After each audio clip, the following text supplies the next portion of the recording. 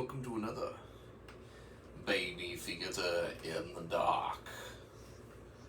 Tonight we'll be talking about quite a different form of beast. The Gmar. You see, the Gmar, well, lives in the sea. Many haven't seen one. Oh, but I have.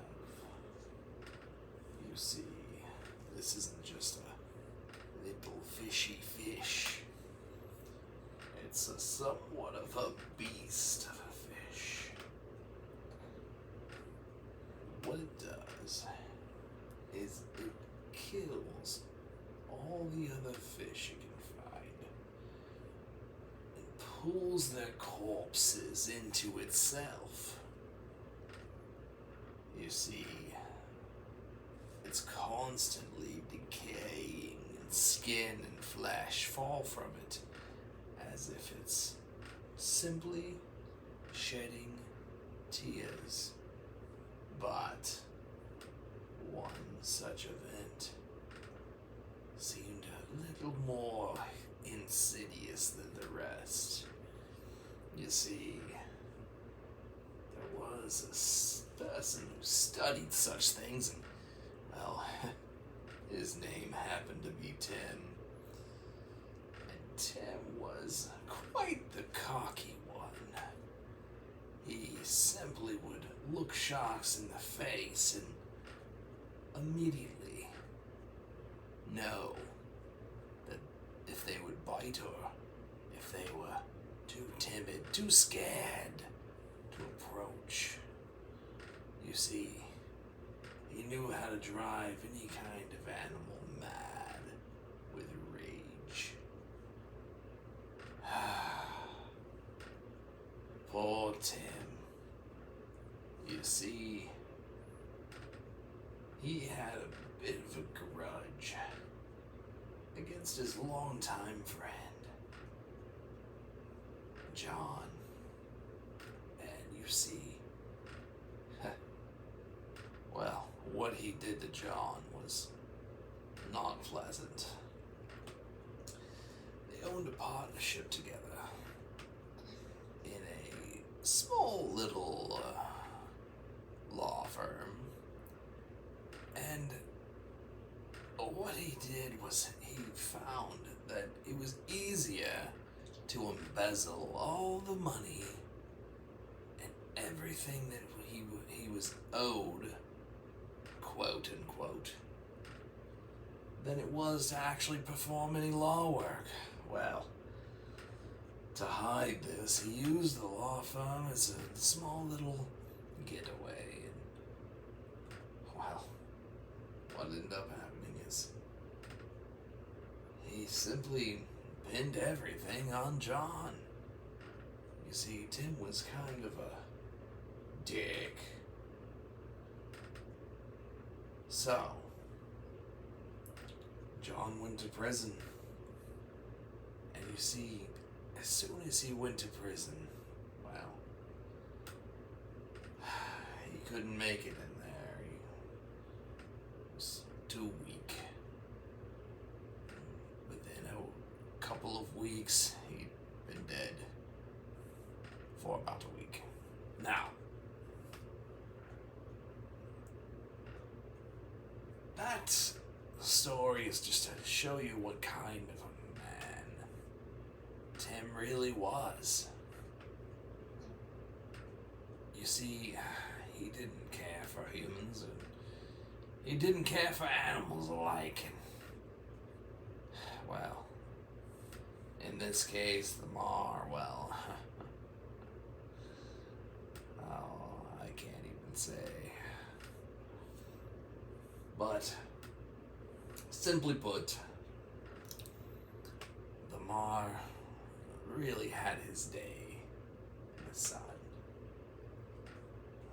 The one thing to think about when thinking of Tim is his face, hollowed eyes, drunken skin, fleshy, wet. At least that's how I think of Tim. Well, one thing to think about is to take this little tidbit of information and really think about what was done to Tim. You see, it all started on a summer day, and many people were feeling just fine, as they say. But Tim, he had a plan. He said, well, I'm going to find any type of mysterious and insidious creatures. I'll show them who's boss. And, well, he happened upon a tiny village. Very, very tiny. He began to talk to the indigenous people there.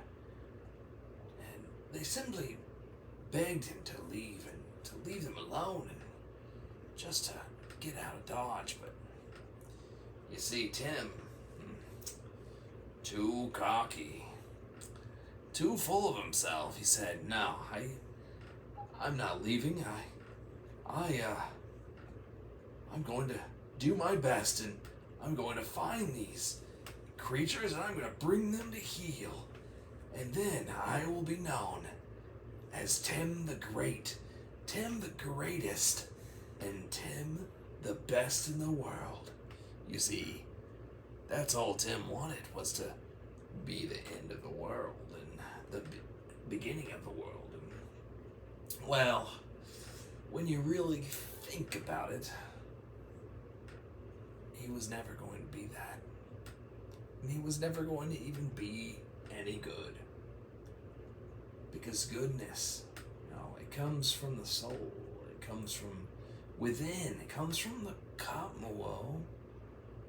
The guiding of the Commonwealth. Not the Commonwealth itself, of course. But the guiding. You see, people wonder why you're supposed to be good. Is it heaven? Is it hell?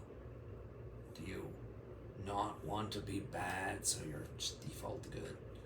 Do you want to be good to get someplace extra special? Well,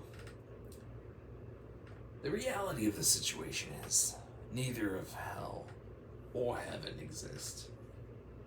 The true nature of everything is coaching and training AI. Simply training your Commonwealth to truly move through life the correct way and to perform as if they're human. Imagine a battery of humanity loaded up with the simple AI from everyone's life. You're training AI right now. Is the AI learning good? Or is it learning bad? What will the next life bring if that AI was a human?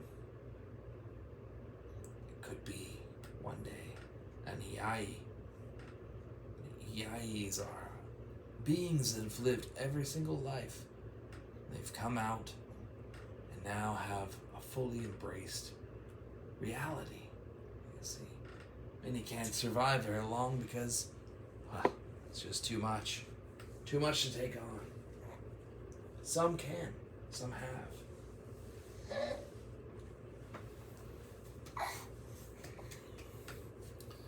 Some will. But, alas, I deviated from the story again. Well, what did happen to Tim, you mean? Now, well, he did talk to one indigenous monk. Well, the monk had pretty much lived his whole life in the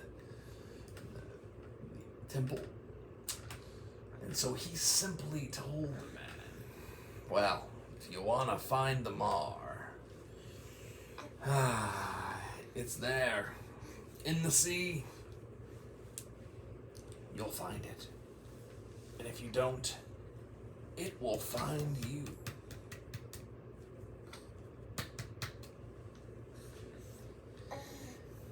He said, it will find you. That was very important because sometimes when you're searching for something, searching desperately especially, it could be anything.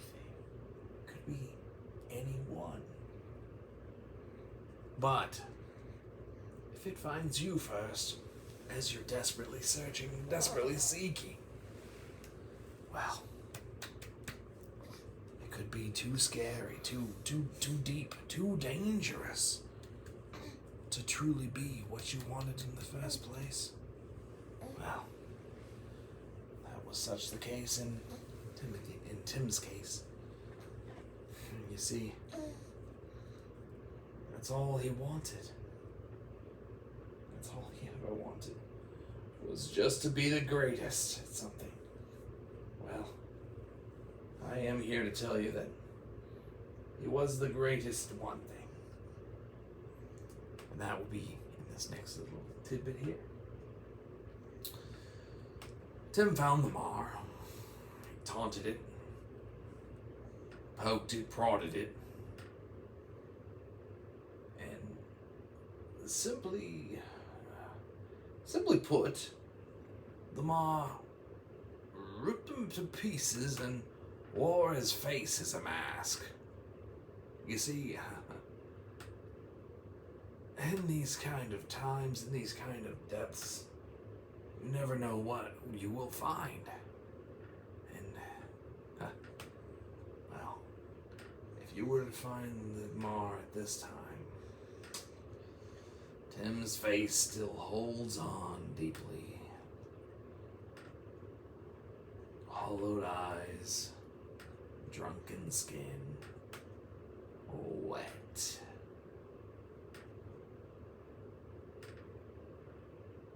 Well, I hope you never see Tim. But if you do, tell him I said hello.